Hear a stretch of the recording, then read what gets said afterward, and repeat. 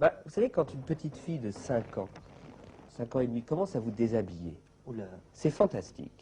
C'est fantastique parce que c'est un jeu absolument érotico-maniaque. Oh mais non. Protégez vos gosses, surveillez vos gosses. Ça n'arrive pas qu'aux autres, éduquez vos gosses.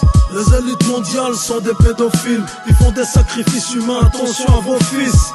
Des pédocriminels qui violent des petites filles. Les juges, les procureurs, les financiers ont tous le profil. Les élites mondiales sont des pédophiles. Ils font des sacrifices humains, attention à vos fils. Des pédocriminels qui violent des petites filles. Les juges, les procureurs, les financiers ont tous le profil. Que ça entraîne une sorte de suspension de la pensée chez l'interlocuteur, avec une mine de dégoût. C'est-à-dire qu'il y a les deux à la fois. Il y a « Ah bon, ça existe ?» et puis tout de suite va venir la phrase « Enfin, une femme, ça peut pas violer. »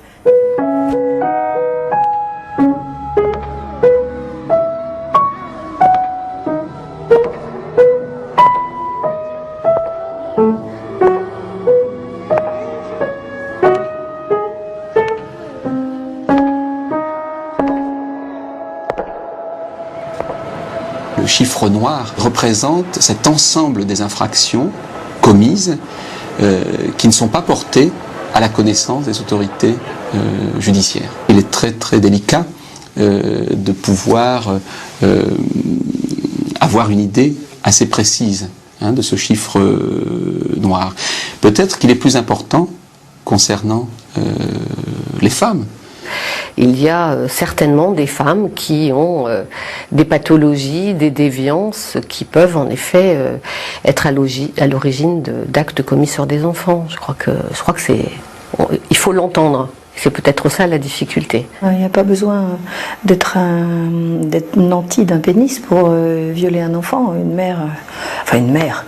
mère incestueuse, une femme pédocriminelle, la même imagination pénètre le corps de l'enfant de toutes les façons possibles. Et ça nous horrifie parce que c'est impensable. Parce que on se dit c'est pas possible ça. Parce que ça touche à quelque chose de tout à fait fondamental. Donc c'est le tabou parce que ça touche à quelque chose qui ne devrait pas être. Ça a commencé vers 6 ans et demi. Elle m'a appelée, premièrement au départ c'était pas pour me faire venir dans le lit, elle était dans son lit certes, allongée. Mais bon, il n'y a rien d'anormal à cette situation. En fait, ça a vraiment commencé avec un jeu de société. C'était un jeu qui s'appelle Les Petits Chevaux. Et bon, c'était le jeu préféré de ma mère. On commence à y jouer. Moi, je voulais pas y jouer, il était tard et je tombais de sommeil. Toujours est-il qu'elle a commencé à s'énerver. Puis elle buvait de plus en plus. La bouteille était vide. Elle est partie en chercher une autre. Elle s'est remise dans le lit. Elle était en chemise de nuit à moitié déboutonnée. Et puis, au fur et à mesure, elle a ouvert les couvertures. Et elle était plus habillée, elle était déboutonnée, son espèce de chemise de nuit était ouverte. Là, elle m'a attirée vers elle et elle m'a clairement demandé de la toucher pour lui montrer que je devais, soi-disant, regarder quelque chose. Alors, elle m'a dit, regarde comment s'est fait une femme. Alors, je voulais pas, tu vois, mais là, elle s'est fâchée, elle le prenait très très mal et elle devenait violente, quoi. C'était viens ici, mais regarde, hein, t'as vu, et moi je suis gentille avec toi, et toi regarde comment tu es désobéissante, et après tu t'étonnes. Et là, elle a saisi ma tête et elle me l'a mise sur son sexe. La suite n'est pas plus reluisante que ce que je te raconte là. Je suis partie en rampant dans ma chambre. Les faits se sont reproduits le lendemain soir et le surlendemain soir, et puis ils ne se sont plus reproduits jusqu'à ce qu'elle rencontre mon beau-père. Dans un premier temps, il a pu laisser ma mère me laver, sous prétexte que j'étais assez grande. C'est lui qui a pris la relève, il lui disait qu'elle m'écorchait le corps, et c'est vrai qu'elle me frottait comme une débile, elle me coupait les ongles à sang. J'ai été ce qu'on peut appeler violée par mon beau-père. Ma mère était active. Ma mère a choisi parfois de faire débuter les hostilités. Pour moi, c'est des hostilités. C'est ma mère qui, au départ, n'a pas envie de le décevoir. Cet homme, elle veut le garder, tu comprends, elle veut se faire épouser par lui. Et puis, en plus, elle vient de tomber enceinte de lui. Donc là, en plus, elle n'est même pas dispo, donc elle m'envoie chez lui. C'est une femme qui n'a pas eu besoin de mon beau-père dans sa vie pour qu'un jour, elle me retire mon t-shirt, ma poitrine était descente, elle m'a balancé dans la rue. C'est un plaisir vicieux, c'est de l'humiliation, mais ne me dis pas que ce n'est pas sexuel, quoi. Parce que moi, ça a été la honte de ma vie. La honte de ma vie quand tout le quartier m'a vu. J'ai supplié pour rentrer, j'y suis restée jusqu'à putain de 23 heures. Avec mon absence de t-shirt. Ça passera de la maltraitance à... oui, aux photos, hein, et alors on différencie les poses, et alors déshabille-toi, mets-toi en plein milieu sur la couverture. Ça, c'est des idées à ma mère. Pas à lui. Moi, j'ai eu le courage. Une après-midi, c'est quoi? Je suis partie, je devais aller à l'école, rien du tout l'école, oui. Direction la gendarmerie nationale, à 1 kilomètre à pied. Je suis arrivée à la gendarmerie nationale, je suis rentrée, j'ai dit que je voulais porter plainte. Ils ont été condamnés pour attentat à la pudeur avec violence, plus maltraitance. Mon procès me donne le droit de m'exprimer. Je suis majeure, je suis autonome, je suis mariée, je ne lui dois rien. La découverte de la femme chez la mère est relativement récente, là aussi. Et à partir de ce moment-là, eh bien, il est apparu possible d'écrire des comportements dont elles étaient les initiatrices, en quelque sorte. C'est-à-dire qu'on a besoin, en effet, de croire que la mère est quelqu'un de merveilleux, d'intouchable, et de quelqu'un qui peut répondre à tous les besoins dans de bonnes conditions. Il y a une espèce d'idée de l'instinct maternel comme ça qu'on continue à nourrir malgré tout ce qu'on a pu dire par ailleurs, alors qu'on sait très bien qu'en réalité, la mère a tout à apprendre.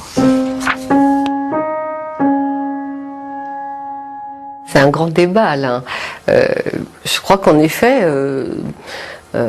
la sexualité féminine active est admise peut-être depuis peu de décennies. Hein. On était peut-être considéré comme celle qui comble l'autre, mais qui n'a pas forcément des désirs propres et des besoins propres et une activité propre. On a le même paquet de libido, de désir, de pulsion. Et la différence, justement, c'est que pour la femme, étant donné sa proximité de l'enfant, ça sort plus facilement, ça s'élabore certainement d'une façon plus directe et plus spontanée. Donc, l'idée qu'elle est passive par rapport à l'enfant ne tient pas debout. Au contraire, elle est très active, et c'est pour ça qu'elle est tentée de prendre possession de cet objet, de le pénétrer, de faire des tas de choses, parce que c'est ça sa libido. Les femmes qui attaquent des enfants qui ne sont pas les leurs ont en général choisi les professions qui vont leur permettre de les avoir à leur portée très aisément. Et ça fait voler en éclats toutes les idées reçues sur cette soi-disant passivité sexuelle féminine. L'acte d'agression sexuelle n'est pas forcément purement sexuel, mais n'est plutôt une histoire de violence et on peut dire d'emprise. En tout cas, c'est plus une agression qu'un élément sexuel. Ces mères qui utilisent sexuellement leurs enfants pour se satisfaire, pour exercer un pouvoir sur leur enfant, elles le font pour elles-mêmes. L'enfant n'existe pas, il est transformé en objet. La jouissance ne se base pas sur la sexualité, elle se base sur la cruauté et la destruction de l'autre. Toute agression sexuelle est une forme de rapt. Parce que l'agresseur sexuel, c'est celui qui va supposer que l'autre possède un bien qu'il n'a pas. Et donc qui va tenter de l'acquérir. Donc c'est forcément une attaque. Et l'attaque peut être plus ou moins porteur de destructivité. Hein, destructivité de l'enfant, destructivité de son psychisme, destructivité de l'environnement. Mais on ne peut pas considérer cela comme un acte d'amour. C'était la dame qui s'occupait de moi, en fait, qui me gardait quand mes parents travaillaient. Alors, à l'époque, c'était dans les années 70, on appelait ça la bonne. Hein. En fait, ça a duré de l'âge de 2 à l'âge de 6 ans. De 2 à 6 ans. J'ai toujours eu 4 flashs que j'ai jamais oubliés. Donc ces flashs m'ont perturbé pendant mon enfance et pendant mon adolescence, et ça a continué. Un flash de violence physique, donc de coups, ça je m'en souviens très bien. Un flash où elle utilisait les sous-vêtements de ma mère, par exemple, qu'elle se mettait nue avec moi. Elle n'arrêtait pas de me caresser dans tous les endroits. De mes parties génitales et de façon extrêmement profonde et de manière violente. Et ça me gênait. Et son regard me gênait quand elle ne cessait de me mettre nu dans l'appartement. J'étais gêné. Parce que c'était un regard qui n'était pas un regard affectueux, c'était un regard de désir. De désir où j'ai été effectivement très jeune plongé dans un désir sexuel. Et c'est ça qui est très perturbant, parce qu'à 2 ans, enfin quand on est enfant, on n'a pas à être plongé dans le désir sexuel d'un adulte. Moi je me disais mais c'est pas normal, elle me fait elle m'explique qu'elle me donne de l'affection, et en même temps, elle me touche partout de façon très agressive, elle me tape la tête contre les murs en même temps qu'elle me fait un câlin, puisque le flash que c'était, j'avais mon lit qui était juste à côté d'un mur, et je me souviens très bien de ma tête qui tapait contre les murs pendant qu'elle me sautait dessus. Dans le cadre de mon travail de thèse, donc j'ai rencontré 40 femmes qui étaient incarcérées pour des peines criminelles. Et dans ces 40 femmes, 13 l'étaient. Donc elles étaient incarcérées et ont été condamnées pour viol, agression sexuelle en tant qu'auteurs et complices. Hein. Donc 13 femmes sur 40. Et sur dans l'étude de leur dossier, il n'y a pas au fond un profil type de la femme auteure d'agression sexuelle. Il n'y a pas une typologie type qui met en avant le processus de passage à l'acte. C'est aussi rassurant de penser que c'est chez les autres, que c'est chez dans des histoires zolaesques un petit peu, hein, de gens qui seraient dans le bas-fond du bas-fond, qui ne nous ressemblent pas. En pratique, c'est évidemment, on retrouve ces faits-là aussi bien chez des dirigeants d'entreprise que chez des ouvriers, que chez des gens effectivement dans des misères sociales ou intellectuelles terribles, mais aussi chez des gens qui nous ressemblent. Souvent, on constate que ce sont des mères qui se sont isolées dans leur rapport à l'enfant et qui, sans s'en apercevoir, pour des raisons quelquefois matérielles, réelles, hein, le fait que le conjoint soit absent, le fait qu'elles aient une certaine solitude affective, concentrent leur libido, leur sexualité autour de cet enfant. Parce que l'enfant est quelqu'un d'extrêmement séduisant. C'est normal au départ qu'il représente un peu tout pour elle, mais s'il n'y a pas le contrepoids d'un homme, de quelqu'un tout au moins qui correspond à leur désir sexuel et d'un environnement un peu porteur, elles vont avoir tendance à focaliser leur sexualité sur lui. Ce que j'ai observé dans mon travail clinique, c'est que certaines situations de mères qui étaient devenues à un moment donné agresseuses sexuelles de leurs enfants, c'était dans des situations d'abandon, de sentiment d'être exploitées, et elles décidaient de se venger sexuellement sur leur enfant. Aussi haut que je puisse remonter, ça a commencé vers 6 ans.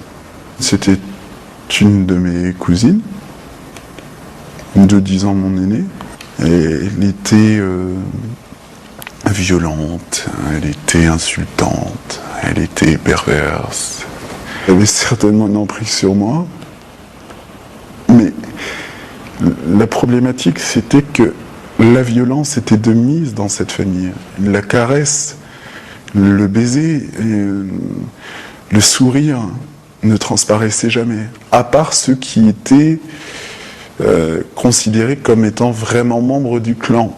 Mais la personne qui m'a violée était elle-même considérée comme marginale et subissait de la violence. Et elle me l'a dit clairement. Ta mère me l'a fait. Et ça a été le truc, je crois, le plus terrible qui soit pour moi. J'étais anéanti, sur l'instant. Anéanti, parce que je comprenais pas pourquoi je devais être victime de ce que ma mère avait pu faire à cette personne. Et puis, par la suite, en me disant elle n'avait pas le droit, en fait, de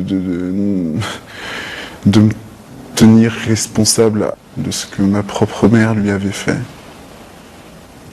Elle n'avait pas le droit, parce que ça fait de moi une double victime. Parce que on a envie d'aimer sa mère et on la déteste. Malheureusement, je ne peux pas concevoir ma souffrance sans concevoir la sienne. Et je ne peux pas concevoir mon viol sans concevoir la vie, sans avoir conscience de la vie qu'elle a pu vivre. Et je sais trop bien qu'elle a souffert. Donc pour moi, c'est une victime qui a essayé de s'en sortir d'une mauvaise manière. C'est ça qui est terrifiant. Il y a d'autres choix pour les victimes que de devenir coupables, ou que de vouloir à tout prix se venger. Il faut l'accepter et puis vivre sa vie, c'est tout. Ça s'est arrêté parce que je suis parti, premièrement, et puis je crois que lorsque j'ai commencé à devenir un homme, je n'étais plus intéressant. Parce que je pense que foncièrement, elle avait peur des hommes. Il ne peut y avoir d'égalité entre le corps d'une femme et le corps d'un enfant. Parce qu'il y a un dominé, il y a une dominante. Et lorsqu'on est un enfant, on ne peut pas avoir la maîtrise du jeu comme l'ont les adultes. Donc en ça, je ne me sens pas coupable. Parce que je n'avais pas les mêmes billes.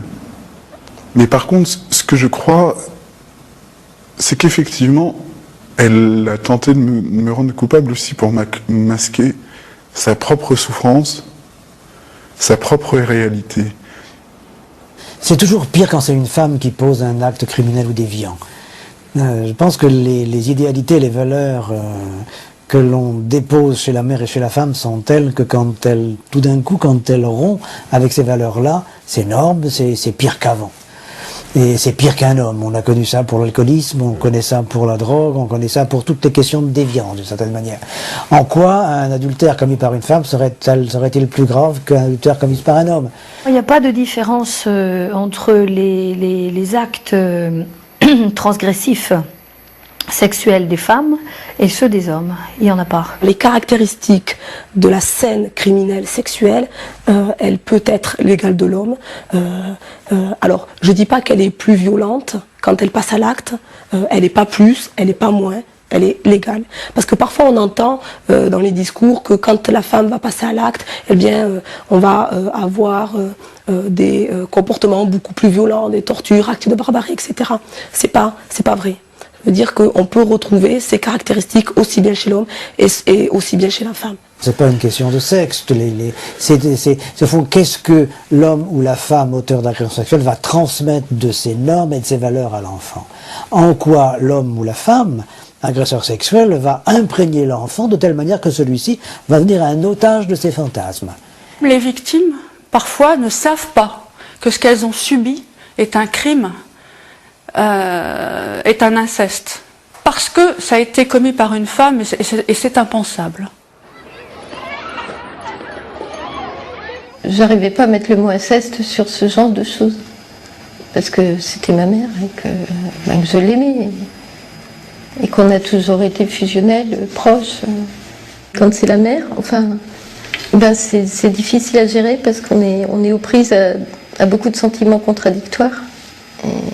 D'amour, de rébellion, mais je préférais, moi, me trouver folle que d'oser penser quelque chose comme ça. J'ai revu une scène d'attouchement, donc, complète. Et puis j'ai revu que comme j'avais eu du plaisir, j'ai donc revu que j'ai redemandé à ma mère de le refaire et qu'elle a accepté le lendemain. Puis après, c'est parti dans l'oubli. Mais j'avais pas notion à l'époque que c'était mal. Il n'y avait pas de pudeur, il n'y avait pas de... il y avait beaucoup de... on parlait beaucoup de sexualité avec moi, ma mère et moi. J'écoutais. Ça paraissait être quelque chose de naturel.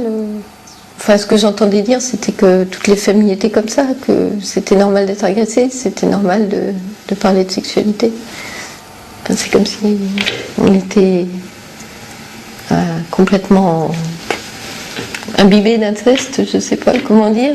Je ne savais pas où était la norme, où était le bien, où étaient les limites. Dans ma tête, J'étais pas claire. C'est dommage. Une mère qui viole, c'est 2 fois pire parce que non seulement c'est elle qui agit, mais c'est vers elle qu'il aurait pu y avoir un recours. Là, la consolation, elle est toujours la Vierge Marie qui console. Donc il n'y a pas de consolation possible. Devoir dire ma mère a profité de ma croyance pour abuser de moi, c'est accepter de mettre en cause les fondements même de notre existence. C'est comme la première pierre sur laquelle on a bâti notre vie qu'on est en train de fissurer. Je n'ai pas beaucoup de situations en tête où un adulte victime de sa mère dans l'enfance ait réussi à déposer plainte contre elle. Parce que c'est vraiment tellement anéantissant, c'est tellement retourné au néant avant la vie que déposer plainte, ça ne prend pas sens dans leur esprit. Parfois même, une victime ne supporte pas que son bourreau aille en prison. C'est pas ce qu'elle souhaite. Hein. Elle souhaite la vérité, elle souhaite être reconnue. Mon histoire a commencé avec mon beau-père. J'avais 14 ans, presque 15. Je pensais que ma mère n'était pas au courant, mais elle l'était depuis le début. Et c'est après, au bout de 2 ans, que je me suis rendu compte que finalement, cette maman, elle était aussi coupable que mon beau-père. Elle prévoyait, elle lui laissait le temps et elle a participé. Ma mère m'a demandé de le caresser. Et j'aurais jamais cru que on en serait arrivé là. J'aurais jamais cru qu'elle le voulait. J'aurais jamais pensé que ma mère était au courant et qu'elle me ferait faire une chose pareille. Quand mes parents se sont séparés, papa avait déjà retrouvé une personne dans sa vie. Et c'est à ce moment-là que ma mère a eu un comportement assez terrible, puisque son souhait était de partager la vie de mon père et de sa nouvelle amie. C'est aussi pour ça que papa a décidé de divorcer assez rapidement et de s'en éloigner. Je crois tout simplement que ma mère a décidé de reproduire ce qu'elle n'avait pas pu faire à cette époque-là. Je pense qu'elle a eu envie d'une vie à 3 et elle s'est servie de sa fille. Et c'est ce qui a fait que j'ai décidé de porter plainte. Au commissariat, on n'a pas voulu me croire sur le fait que je pouvais vivre sous le même toit que ma mère et mon beau-père, qu'il se passe tout ça et que je ne dise rien. J'ai parlé de ma mère la 2e fois que j'ai porté plainte en fait, puisque la première fois ça n'a pas abouti et que mon dossier était fermé. Donc j'ai décidé de reporter plainte une seconde fois, là en expliquant réellement les choses et ce qui s'était passé. Et donc ma plainte a été à l'encontre de mon beau-père et de ma mère. Dès l'instant où j'ai déposé ma première plainte, je me suis retrouvée face à ma famille maternelle, face à des gens qui sont devenus des inconnus, totalement. Tout le monde m'a tourné le dos. Je me suis fait humilier, insulter. On m'a pas cru du tout. Au bout de 8 longues années de procédure, j'ai réussi à avoir un procès qui malheureusement s'est très très mal passé. On m'a reproché de ne pas savoir dire non en fait. On m'a expliqué qu'à 14 ans, une jeune fille, elle sait dire non. Et que si on ne dit pas non, c'est qu'on l'a voulu. J'ai dit non, j'ai toujours dit non. J'ai fait tout ce que je pouvais pour m'en sortir. Je l'ai pourtant bien expliqué tout au long de mon procès que c'était difficile cette manipulation et cette emprise. Mais on ne m'a pas cru. On ne m'a pas cru. On m'a demandé de me taire, on m'a demandé de pleurer en silence. J'ai eu en face de moi des personnes de la justice qui ont rigolé, jusqu'à ce que mon avocate lui demande d'arrêter. Elle a osé continuer. Pendant des minutes et des minutes entières de procès, j'ai eu cette femme en face de moi rigoler sur mon malheur. J'ai trouvé ça horrible, horrible. Pour moi, il y avait que la justice pour m'aider. Et la justice, elle a fermé les yeux. Elle a fermé les yeux. À la fin d'un procès, on dit toujours que le doute de la justice profite aux accusés. C'est quelque chose de terrible. La justice pénale, par elle-même, n'a pas d'essence thérapeutique. La justice n'est pas là pour faire œuvre de thérapie. La thérapie, c'est un autre type d'action qui doit se dérouler dans d'autres conditions, dans d'autres lieux, avec d'autres personnes. Alors quand je dis cela, je ne nie absolument pas la place que peut avoir le procès dans un processus de construction, reconstruction de la personne victime à l'égard justement des faits qu'elle a subis. Le changement actuel, c'est que la plaignante passe d'un statut d'instrument à un statut de personne. Et en tant que telle, ce qui est évidemment plus reconnu, c'est sa souffrance, mais sa souffrance psychique, sa souffrance subjective. Et dans ce contexte-là, la grande question, qu'est-ce que je suis dans tout cela? Qu'est-ce qu'on fait de moi, hein? Et dans qu'est-ce qu'on fait de moi, qu'est-ce que je vais devenir? J'en veux énormément à la justice. Je suis très en colère. Je voudrais qu'ils sachent qu'à l'heure d'aujourd'hui, je vis très très mal à cause de mon procès, alors que c'est quelque chose que j'attendais depuis des années. J'en souffre énormément. J'en pleure quotidiennement. Je suis passée en correctionnel parce que la justice a bientôt de travail et qu'un jugement en cour d'assises, c'est bien plus difficile. Donc on m'a tout simplement proposé une correctionnelle, ce qui n'était pas juste pour moi. Je pense qu'en cour d'assises, avec des jurés, on m'aurait plus écouté, ça aurait été sûrement plus facile pour moi.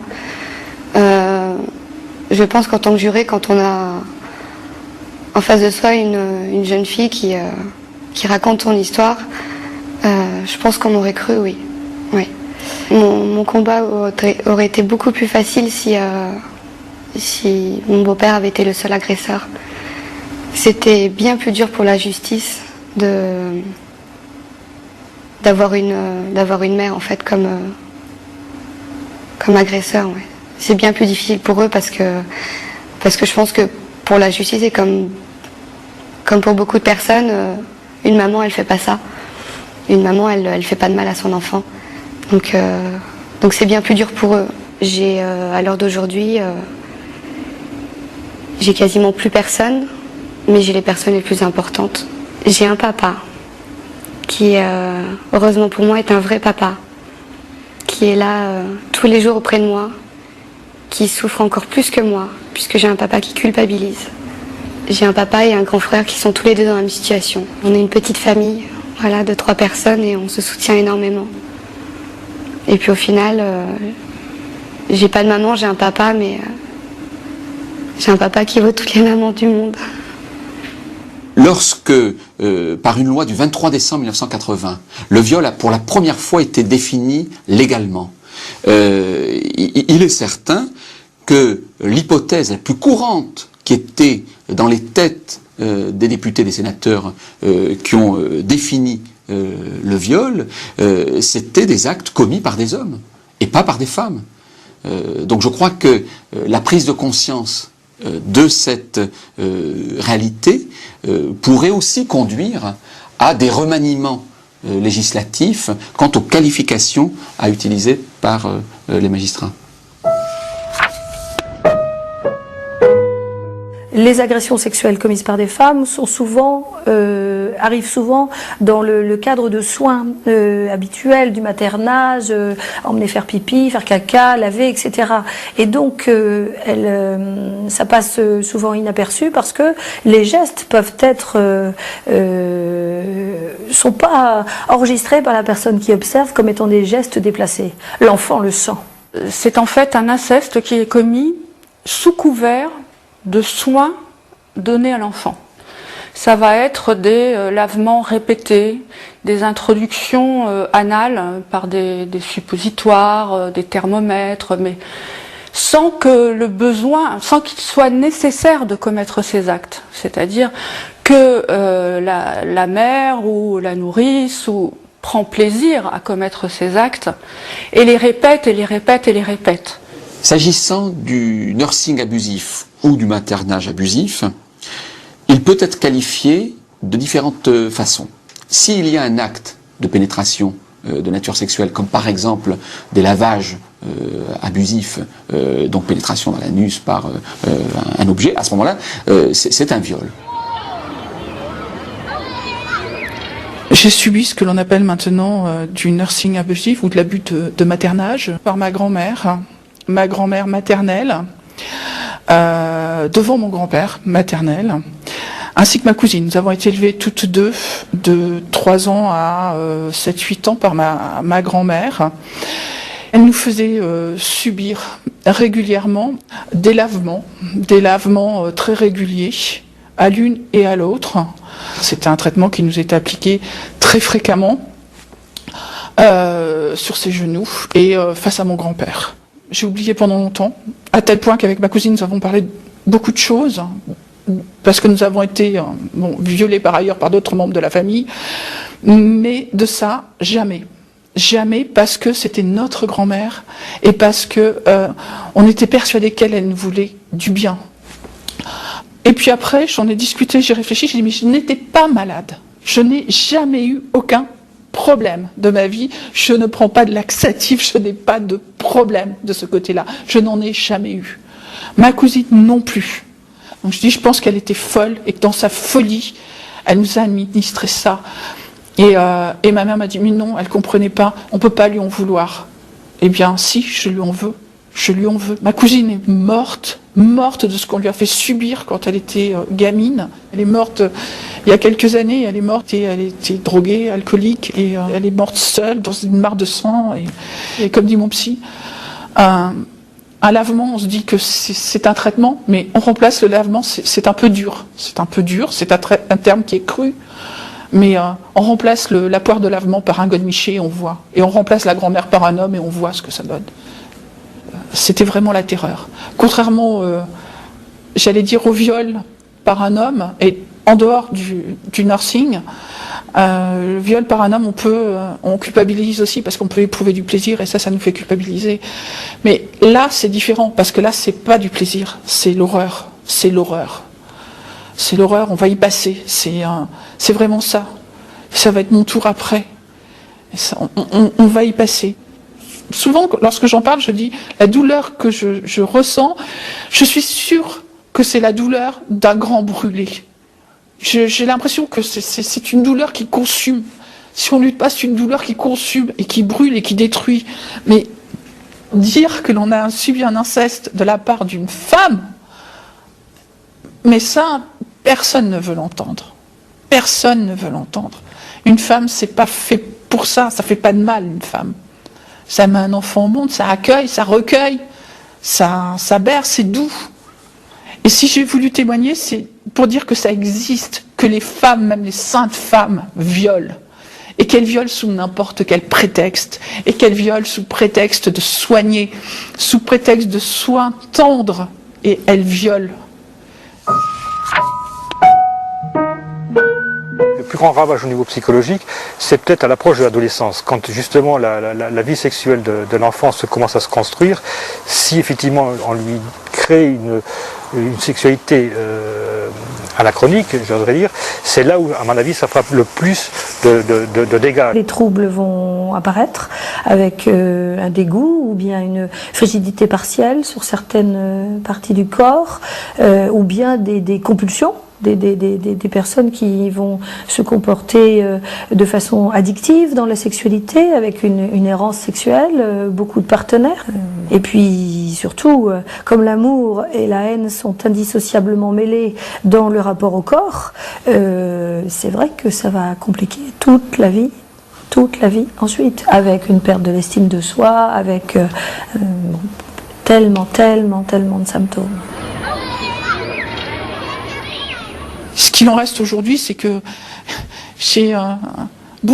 effectivement, j'ai quelques difficultés avec l'homme, avec un grand H, mais les hommes, au moins, c'est plus facile. Mais une femme, je me dis toujours, mais qu'est-ce qu'elle va me faire? Quelle entourloupette elle va me faire? Et elle va encore m'avoir. elle va encore me sodomiser. Et constamment, je suis obligée de lutter contre ça. J'ai vécu pendant presque 7 ans avec un homme, parce qu'il me rassurait. Et j'ai eu un enfant avec lui. Mais enceinte, j'ai dû reprendre une psychothérapie, parce que ça a été horrible. Autant cet enfant, je le voulais, je le voyais né, mais je voulais pas être enceinte. Je voulais pas être enceinte parce que j'avais le sentiment qu'on voyait enceinte ce qu'on m'avait fait subir. Et puis ensuite, je ne voulais pas accoucher, parce que j'avais le sentiment que j'allais accoucher de moi. Et je me suis dit, mais surtout, il faut pas que j'accouche de moi. C'est une horreur, je peux pas accoucher de moi, je peux pas accoucher de ce monstre. Et mon fils, quand il est né, je me suis dit, mon fils est bien, c'est mon fils, ça pourrait être une très belle chose, mais moi, je peux pas mettre au monde quelque chose de beau, c'est pas possible. Et puis même, il est tellement beau que je peux pas m'en approcher, parce que si je m'en approche, je vais lui faire du mal. Donc j'ai mis beaucoup de distance entre mon bébé et moi. Et c'est son père qui s'en est occupé. Moi, je me suis mise en retrait totalement. C'était difficile, j'avais peur de reproduire.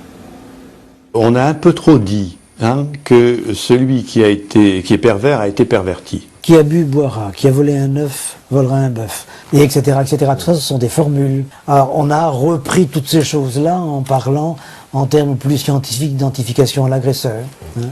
Et par ce biais-là, on a imaginé pendant longtemps, et encore on le fait encore, que celui qui a été l'objet d'agression sexuelle, forcément deviendra un agresseur sexuel. Mais nous n'avons aucune statistique pour le montrer ni pour le prouver. Donc je crois que les agresseurs sexuels aujourd'hui qui cherchent à s'en tirer, que ce soit les femmes ou les hommes, en disant « c'est pas de ma faute, j'ai été violé dans mon enfance », il faut être très méfiant. C'est pour moi souvent un alibi, et de toute façon ça ne veut rien dire, parce que bien des gens ont été violentés qui ne deviennent pas violeurs, loin de là, et heureusement, parce que sinon ça ferait boule de neige. Et puis le vrai problème est souvent recouvert par des actes qui n'ont pas forcément l'importance que le sujet leur donne.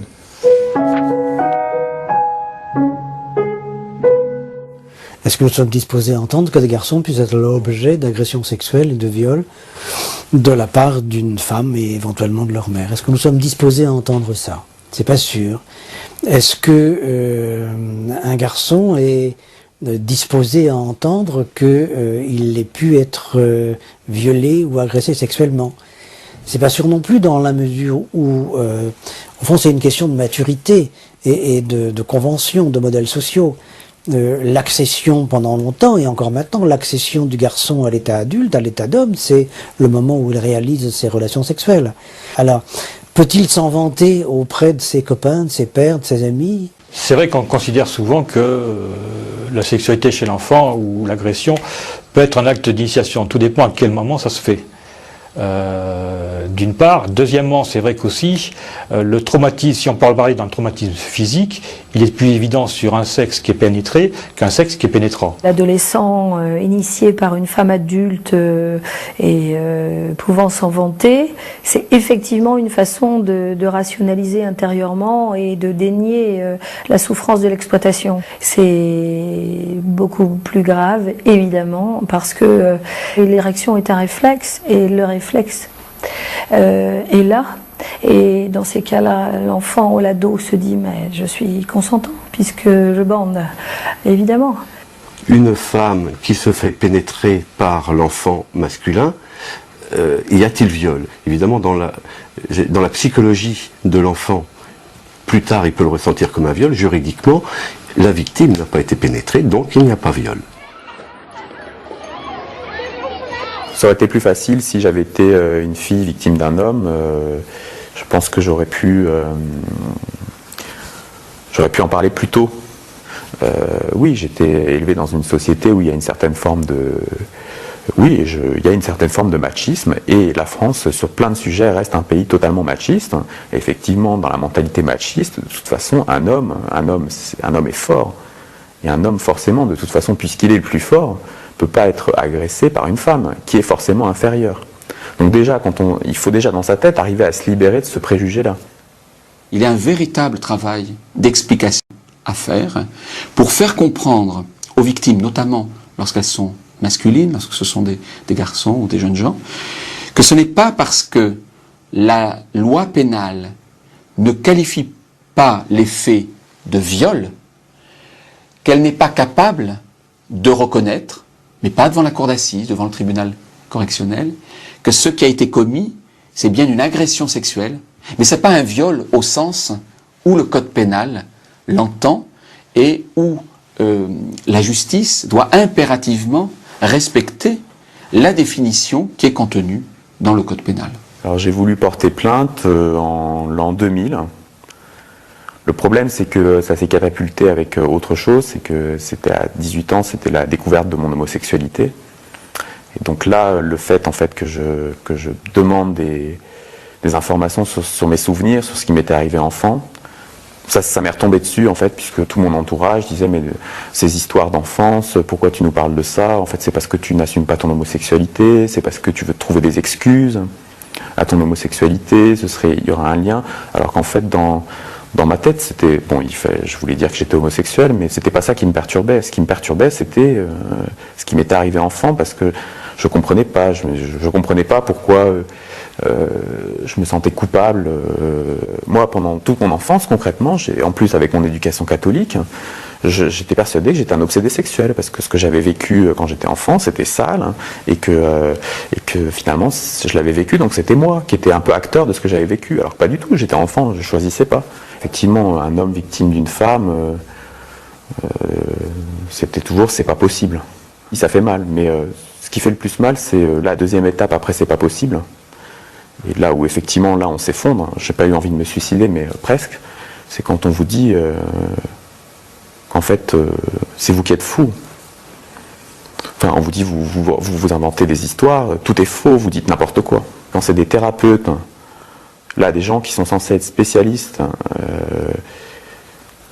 qui vous tiennent ce discours, là, c'est une troisième souffrance. Je suis allé consulter à partir de l'âge de 18 ans, et en fait, dès que je prononçais le mot « je suis homosexuel », c'était la seule chose qui les intéressait. Donc du coup, finalement, moi je leur disais « je viens vous voir parce que je suis perturbé par des souvenirs que j'ai et de choses que j'ai vécues qui me paraissent pas normales quand j'étais enfant », et ils insistaient que sur l'homosexualité, voire d'autres allaient encore plus loin, disaient de toute façon homosexualité, pédophilie, c'est la même chose, ou d'autres aussi expliquaient, à travers leurs questions, essayaient d'éventuellement savoir si, en tant que personne abusée sexuellement enfant, étant en plus homosexuel, j'allais pas reproduire. C'est assez intéressant. En France, il y a un problème particulier, je crois, par rapport à la psychanalyse, concernant la réalité, et on dirait que la réalité n'est pas analysable. Elle l'est, il faut abandonner cette tarte à la crème, elle est analysable, il y a des faits dont on peut parler dans un travail de thérapie et qui aident ces personnes à se sentir mieux et à vivre différemment leur parentalité ultérieure, quoi. Ce n'est pas parce qu'on va effectivement évoquer la réalité de ce phénomène, femme auteure d'agression sexuelle, qu'on va stigmatiser la femme. Je crois qu'aujourd'hui, ça me paraît fondamental de dire qu'il y a cette problématique-là, il faut en tenir compte, d'abord parce que ça nous aide à comprendre le phénomène de la criminalité en général, et puis ça nous aide à comprendre le phénomène de la criminalité des femmes. Et mieux comprendre ce phénomène-là, au fond, ça nous permet de mieux le prendre en charge. On est peut-être moins sur l'explication au niveau d'une pédophilie féminine qui puisse exister. On mentionne qu'il existe des cas, mais c'est vrai que comme ils sont infimes, on passe moins de temps à analyser la psychologie. La psychologue d'ailleurs qui vient parle plus du problème de déviance de l'homme plutôt que de celui de la femme. J'admets avoir fait des déplacements dans certaines écoles, que ce soit pour les enfants, élèves, et que ce soit pour des professionnels. Et dans mon discours, je ne pense pas avoir forcément mis en garde les mineurs que j'avais en face de moi sur des faits d'actes sexuels pouvant être perpétrés par des femmes. Je crois que c'est aussi nos limites dans tout le partenaire professionnel qui travaille autour des enfants. À mon dernier passage à l'ENM, j'ai fait un atelier sur les femmes agresseuses sexuelles, et ces jeunes magistrats là disaient « mais vous savez, si vous n'étiez pas venu, je n'aurais jamais pu penser que ça existe ». texte. Or, elles sont dans les statistiques de l'administration pénitentiaire, mais il y a un aveuglement. Quand on est juge d'instruction et qu'on prend connaissance d'agressions sexuelles commises par des femmes, par des mères, il faut un réel effort pour accepter ce fait. À partir du moment où un professionnel s'autorise à émettre l'hypothèse que peut-être ça serait une situation d'agression commise par une femme, eh bien ça ouvre. Et en général, l'enfant va dévoiler plus aisément. Il suffit de ça. La prise en compte de la parole de l'enfant sera beaucoup plus importante si le questionnement qui est fait est absent de toute suggestivité. C'est pour ça qu'on place l'accent sur un récit libre. Il faut d'abord savoir écouter, ce qui n'est pas toujours facile dans la plupart des professions qu'on peut exercer. Il faut savoir écouter et essayer de faire parler l'enfant par des questions ouvertes et sans jamais trop rentrer sur des questions spécifiques. Ces enfants donnent des signes qu'il faut apprendre à décoder, à reconnaître, à traduire. Et sont complètement envahis psychiquement par l'excitation, la génitalité de l'adulte qui les a agressés. Et donc leurs jeux, leurs dessins, leurs symptômes vont être complètement sexualisés. On va voir apparaître des dessins caractéristiques qui mettent en évidence de façon symbolique l'appareil génital féminin. On va voir des comportements sexualisés avec d'autres enfants, des petites filles qui vont mettre la main sur le sexe d'une autre petite fille qui est sur le banc d'à côté en écoutant la maîtresse. Voilà, tout va apparaître comme ça. Et l'amnésie traumatique se lève souvent pour les filles qui ont été abusées par leur mère, quand elles deviennent mères à leur tour. Voilà. Chez les garçons, c'est plutôt autour des difficultés sexuelles avec leur compagne ou leur partenaire.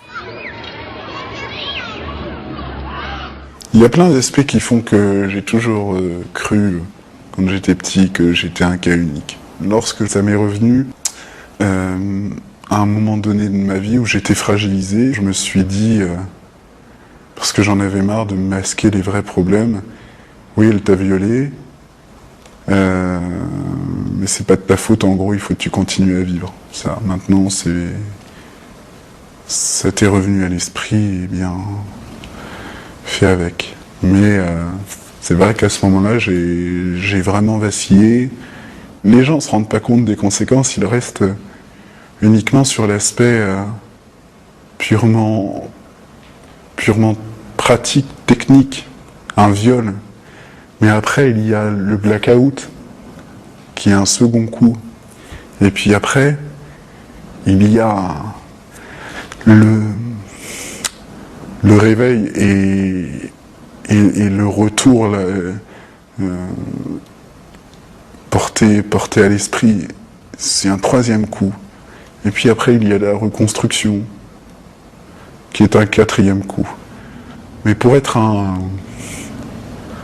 survivant, parce que je me considère malgré tout comme un survivant à ce viol, il faut qu'on soit... Il faut que l'on soit sûr que l'on vaut vraiment quelque chose. Il faut être sûr que la vie mérite d'être vécue. On est fragilisé, mais ça vaut le coup quand même. Qu'on le veuille ou qu'on le veuille pas, ça vaut le coup. Quand je rencontre une jeune fille de mon âge, eh ben, je suis époustouflé parce qu'elle est jolie, j'ai envie de lui parler, machin, etc. Mais je le fais pas, parce que j'ai peur. Parce que je suis toujours dans ce type de rapport dominant-dominé, c'est extrêmement difficile. C'est un problème, il va falloir que je le règle, ben, ça fait partie de l'un des chantiers. Et effectivement, j'attends peut-être cette fille qui me rassurera, parce que c'est pas qu'aux hommes de rassurer, cette fille qui me rassurera et qui me dira, bah, je vais te réapprendre ce que c'est que la sexualité, la vraie sexualité, ce que c'est que la caresse d'une femme et la caresse d'une femme qui t'aime vraiment, qui est autre chose qu'une caresse d'une mère, qui est autre chose qu'une caresse d'une femme agresseuse. J'attends cette femme. La sexualité des adultes, comme son nom l'indique, c'est la sexualité des adultes. Il y a du désir de part et d'autre et c'est entre personnes capables de donner leur consentement. Un enfant ne peut pas donner son consentement à un contact sexuel. Bien évidemment, on n'est pas du tout dans un registre ordinaire et de vie familiale chaleureuse et intime. Ce sont des exceptions gravissimes, mais surtout qu'on n'aille pas dire qu'il faut arrêter de prendre ses enfants dans les bras, de leur donner un bain et de leur mettre de la crème sur la peau. C'est pas ça du tout. Là, on est dans des situations où les mères utilisent le contact avec l'enfant de façon sexuelle. Point barre.